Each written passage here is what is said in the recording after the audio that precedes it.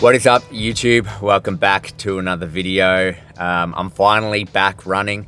Started back running this week. Just been gradually building up over the last few days. Started with 4 kilometers and went to 6, then did 12 yesterday. Ankle has held up pretty good. So for you guys that don't know, I'll give you a little recap. I got a small fracture in my ankle and rolled it really bad about 5 weeks ago. So yeah, it's feeling good now.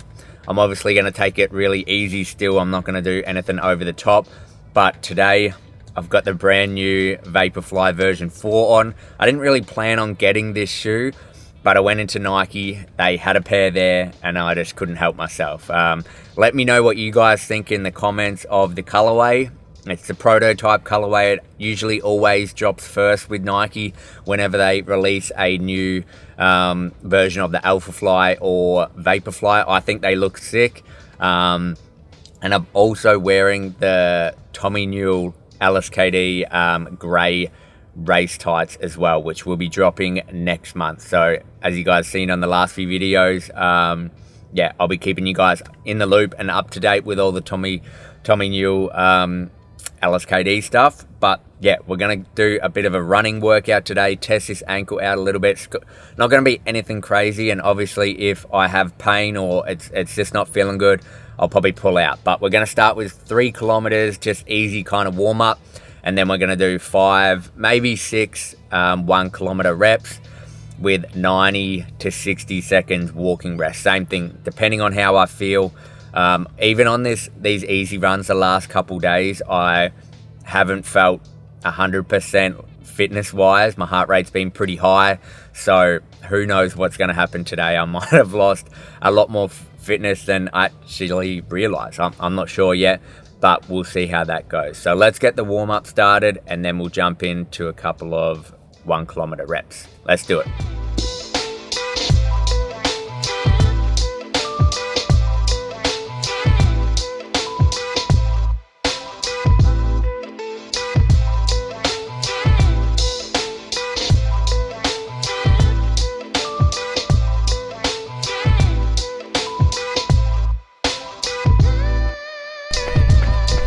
All right, warm up done, just over 3.8 Ks.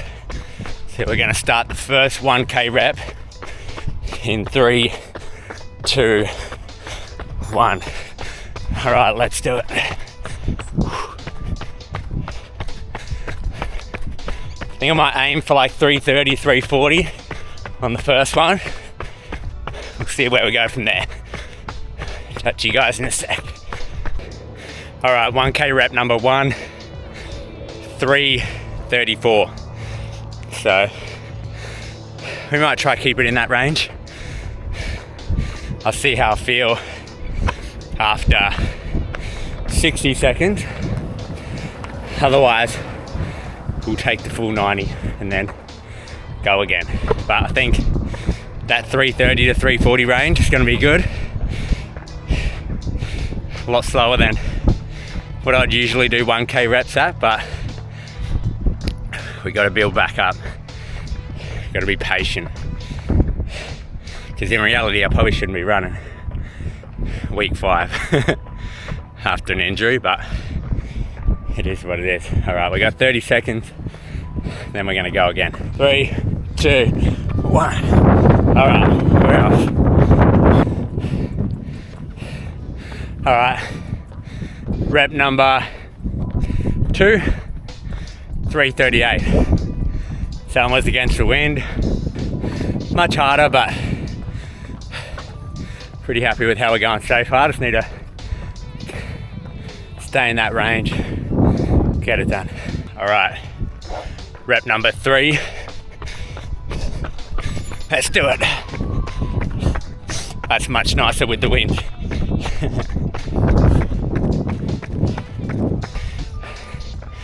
All right, rep number 3, 3:38 again.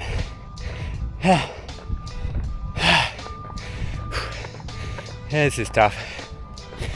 It's cooled down a lot on the Gold Coast, but I think I started this run a little bit too late. and it's bloody hot and humid now. 2, 1. 3:38 for rep number 4. All right, 2 more left. Rep number 5 about to start in 3, 2, 1. Let's go. Second last rep. Rep number 5. 3:37.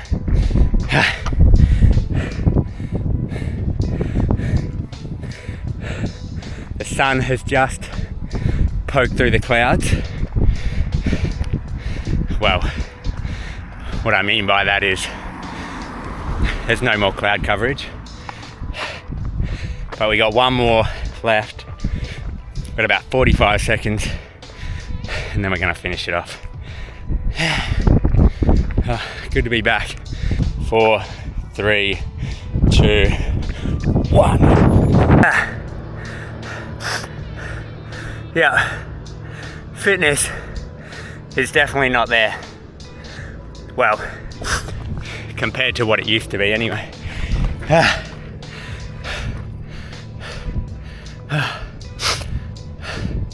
And cycling can only do so much when you are trying to get good at running. Obviously, some of it kind of helps with running. Obviously, you're still doing cardio, building stronger legs, but yeah, probably pretty much been riding, like just riding for 4 weeks straight, no running at all, and kind of took 2 complete weeks off when I did the ankle, and then rode for about 2.5 weeks. And yeah, I can definitely feel it. Oh, that was tough, but we got it done. It's gonna do like a 2K cool down, round it off to like 12 or 13 Ks, and then we'll be done. But good session overall, and good to be back into it. So that is the running workout done. I'll leave a few stats over here. Yeah, 6 by 1 kilometer off 90 seconds. We managed to hit them all under 3 minutes 40, which usually 1K reps I usually aim for around 320 to 330, but we're not at that fitness at the moment, so we've got to build back up. It's going to start getting cooler here on the Gold Coast, so conditions are going to get better. Hopefully the ankle feels like 100% still. I mean 100% soon. It's yeah, it's pretty much there, but it doesn't feel absolutely perfect, so we're going to build that back up. Probably going to drop a bit of the cycling out of the training, so we'll probably, I think, go to maybe 4 or 5 runs per week, and maybe 2 to 3 rides, 1 swim session, 2 swim sessions maybe, and then 3 weight sessions, or I might even back it off to 2 weight sessions. I'm just not sure. I'll probably update you guys in the next few weeks on my training split moving into Gold Coast Marathon prep, which is, I think this is 13 weeks out. I think on Sunday is 12 weeks out. So I got a lot of catching up to do, especially if I want to run faster than last year. So obviously last year I ran 246. The goal this year was under 245. Unsure if that's still going to be the goal. I'll probably just see how I go. Last year I had just a perfect prep. Everything went really good. This year, obviously breaking my ankle like 16 weeks out isn't ideal, but we'll just see how I go. But yeah, good morning. Good to be back out running again, and yeah, keen to show you guys a heap more running content moving forward through this marathon prep. I know you guys all love it, so yeah, that's it for me. I'll see you at home. All right, we have some breakfast going down. I'll show you guys a better video, but we've got 2 pieces of sourdough from the markets, and then we've got some slow cooked beef brisket and 2 free-range eggs on top. Then we've got a new shaker from BPM. We've got some strong greens, strong reds, and some electrolytes in here.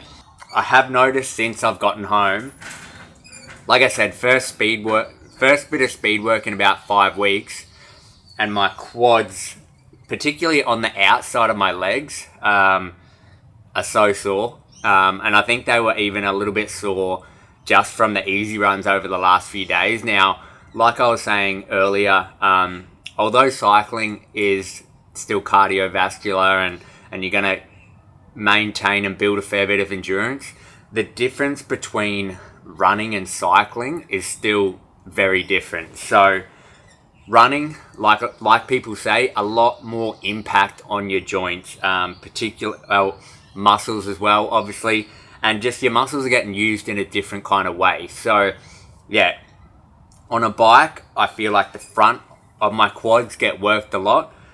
Now, what I'm realizing after today is that the outside of my quad, particularly when you're that muscle really gets worked when you're like bouncing up and down, like when you're in a running motion. So that is particularly really sore, and that's something that also when you come back from injury or you're trying to build up big mileage, muscles like that aren't used to it. And that's one of the biggest reasons for just taking your time and slowly building up mileage rather than going and from 20 kilometers to week to 100 straight away. You need to build back into it, or if you're just starting, you also need to build slowly into it, because all these muscles, all these joints, they're just not used to the kind of impact that running puts through your body. So that's what I'll be doing, gradually building back up.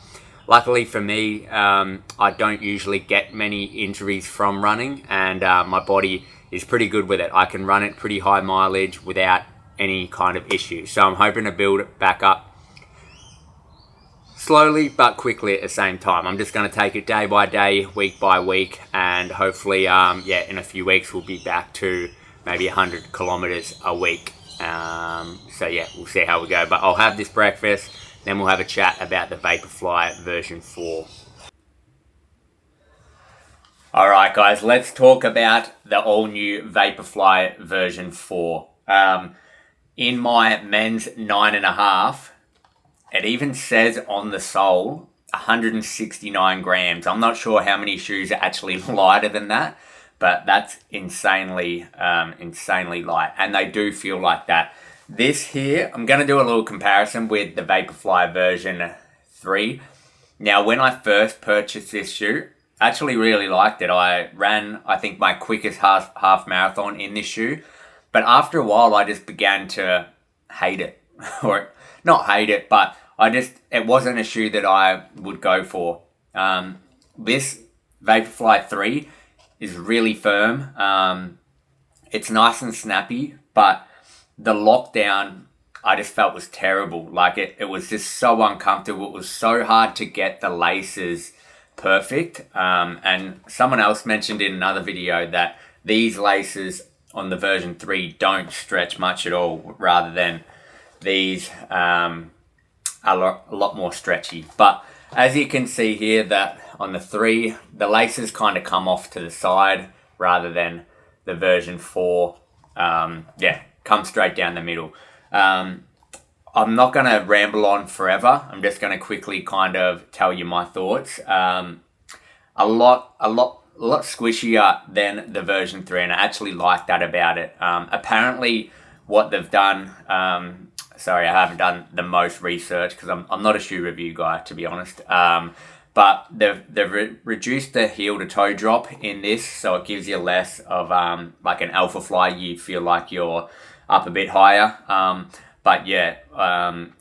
It's probably going to be better off for a midfoot or kind of forefoot runner rather than a heel striker, because it doesn't have as much of that kind of rocker. And as you can see at the back, it's pretty narrow. But if you're someone that's really running on your toes, particularly me, when I run quicker, I tend to run more on my toes. And if I'm doing a marathon, although I'm still probably a midfoot kind of runner, I tend to maybe heel strike if I get tired or something like that.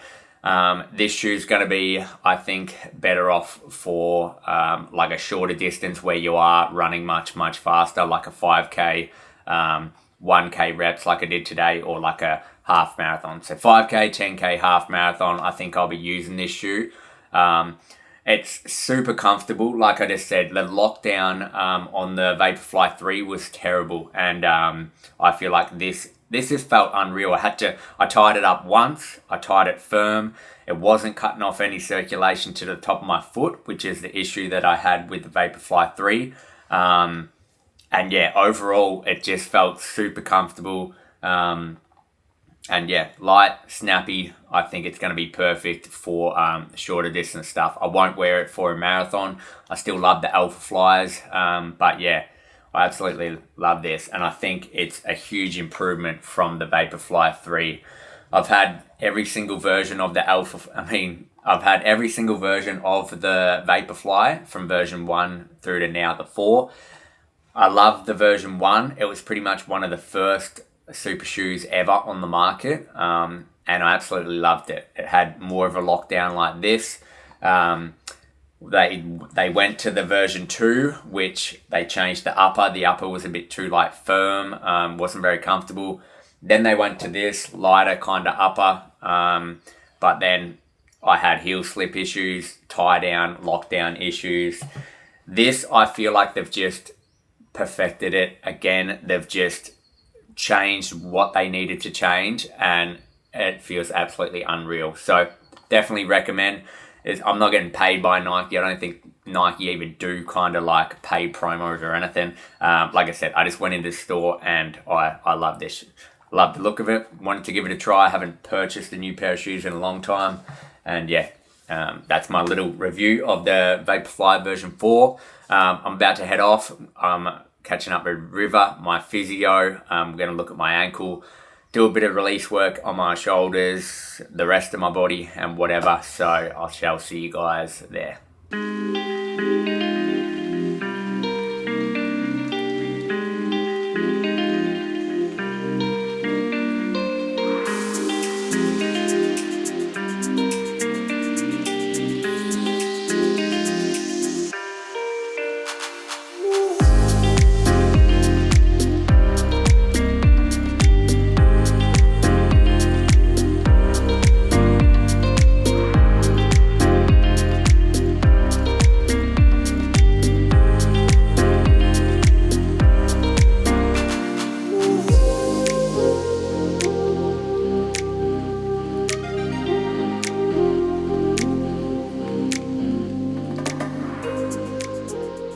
So first time seeing River, my physio, since doing my ankle about over 5 weeks ago. I think, and what he mentioned as well, like just getting back on the bike and keeping that blood flow and stuff going. I haven't lost a crazy amount of weakness in my calf and all that kind of stuff. My ankle, if anything, is probably just a little bit tight still. But he was really happy with how it's looking. Yeah, the fracture, like there's no pain or anything there. So yeah, we're just looking at, releasing that kind of ligaments, starting to get the ankle strength back, getting it moving, and yeah, it's all looking pretty good. So considering it's only been 5 weeks, we're both pretty happy with how it's coming along, which is great. But gonna head home now, and then I think we might either go hit a gym session or a swim, depending on what Katie's do. But I'll see you guys at home. Okay, just got home. This is going to be my pre-workout meal. We've got Greek yogurt, scoop of BPN whey protein, some granola, and then honey. So a fair bit of carbs, fair bit of protein, a little bit of fat because there's a few nuts there, but should be perfect for leg day, which we'll be going to train in around half an hour. All right, we just got down to the aquatic center where the gym is. Obviously, there's some event going on, but hopefully I can film a little bit of footage. We're hitting some legs, like I mentioned before. We've got some endo pump and some creatine in there. Let's go. Spread your love.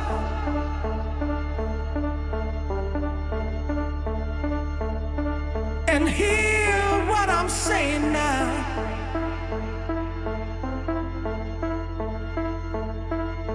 Spread your love.